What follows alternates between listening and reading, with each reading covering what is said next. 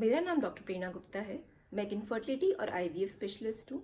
मैंने अपनी पढ़ाई एम्स न्यू दिल्ली से करी है और मैं दिल्ली में कार्यरत हूँ।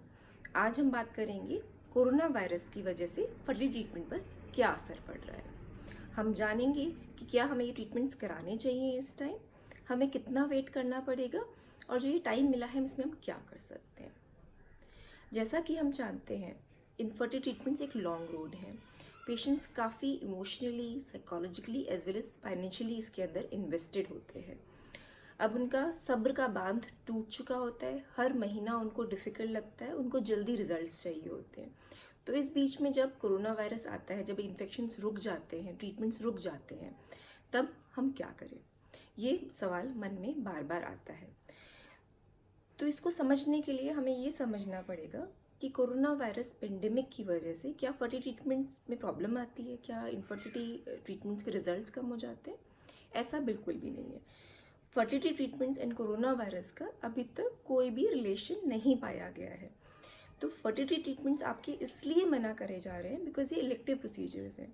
आप कोई बीमार नहीं है, आपको कोई तकलीफ नहीं है, लेकिन हम इनफर्टिलिटी का ट्रीटमेंट कर कर आपको कुछ इंजेक्शंस देकर, आपके एग्स बनाकर हम आपको रेडी कर रहे हैं एक प्रोसीजर के लिए जिसको हम एग पिकअप कहते हैं, जो एनेस्थीसिया में होता है, जिसमें काफ़ी लोग इन्वॉल्व होते हैं, एक एनेस्थेटिस्ट इन्वॉल्व होता है, आपको हॉस्पिटल बार बार जाना पड़ता है। तो इन सब चीज़ों की वजह से आपका रिस्क ऑफ इन्फेक्शन बढ़ जाता है। हम इलेक्टिव सर्जरी कर रहे हैं जो हम बाद में भी कर सकते हैं। और ये जाना जाता है कि अगर मान लीजिए आपको कोरोना वायरस है और उस टाइम अगर आपको हम इलेक्टिव सर्जरी कोई पिकअप वगैरह करते हैं तो हम आपकी जान का खतरा भी दे सकते हैं। तो इसलिए एट प्रेजेंट कोरोना वायरस के टाइम हम आईवीएफ स्टिमुलेशंस के लिए पेशेंट्स को मना कर रहे हैं। दूसरा रीज़न ये हो सकता है, मान लीजिए आईवीएफ में आपको कोई कॉम्प्लिकेशन हो जाए, अगर आपको ओवेरियन हाइपरस्टिमुलेशन हो जाए, अगर आपके एग पिकअप के टाइम कोई कॉम्प्लिकेशन हो जाए, तब हमें मैनेज करने में, तब हमारे पास मेडिकल रिसोर्सेज कम है, तब उस टाइम मैनेज करने में दिक्कत आ सकती है।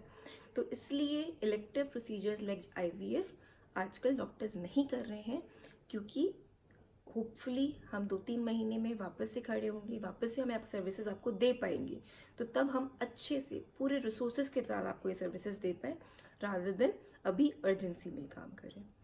दूसरे पेशेंट्स ऐसे हैं जिनका एग पिकअप हो चुका है, एम्ब्रियोज बने हुए हैं, फ्रोज़न है, उनके पास रेडी हैं वो एम्ब्रियोज, तो डॉक्टर्स ट्रांसफ़र नहीं कर रहे, मतलब हम फ्रोज़न एम्ब्रियो ट्रांसफर्स नहीं कर रहे।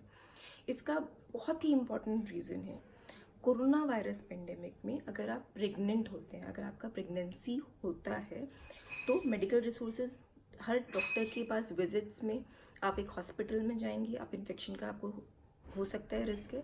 और मान लीजिए आपको कोरोना वायरस पेंडेमिक के टाइम कोरोना वायरस हो जाता है और आप प्रेग्नेंट हैं, तो फीवर की वजह से आपकी प्रेगनेंसी हाई रिस्क प्रेगनेंसी बन जाती है।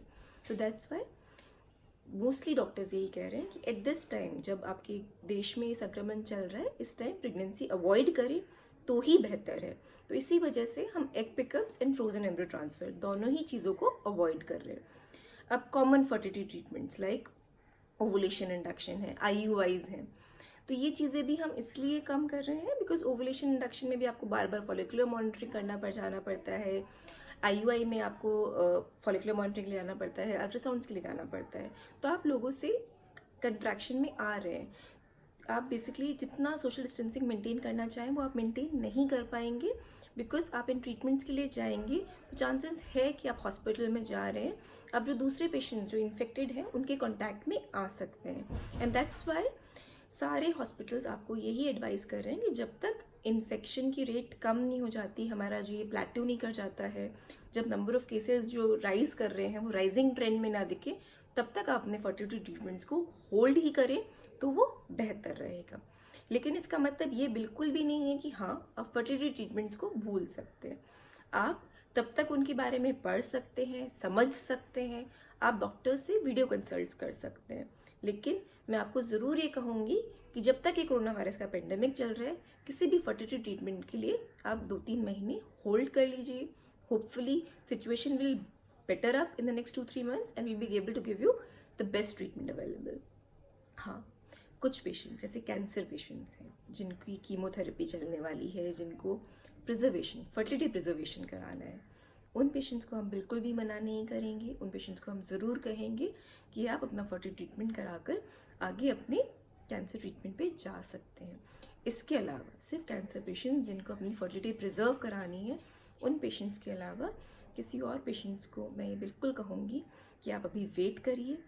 2-3 महीने में हमारे अंडे कम नहीं हो जाएंगे, हमारी प्रेगनेंसी रेट्स कम नहीं हो जाएंगी, लेकिन अगर हम डेस्परेट होकर अपने ऐसे प्रोसीजर कराएंगे जो हमें इन्फेक्शन का रिस्क डाल सकता है, जो हमारी लाइफ को भी थ्रेटन कर सकता है, ऐसा हमें करने का कोई रीज़न नहीं है। It's a treatment which gives us hope. It's a treatment which gives us smiles. So we shouldn't make it something जिसकी वजह से हमें तकलीफ हो जाए। होपफुली आपको ये इन्फॉर्मेशन इन्फॉर्मेटिव लगी होगी, आपने कुछ नया ही जाना होगा। आगे कुछ नए क्वेश्चंस के लिए ज़रूर हमें कांटेक्ट करें। धन्यवाद।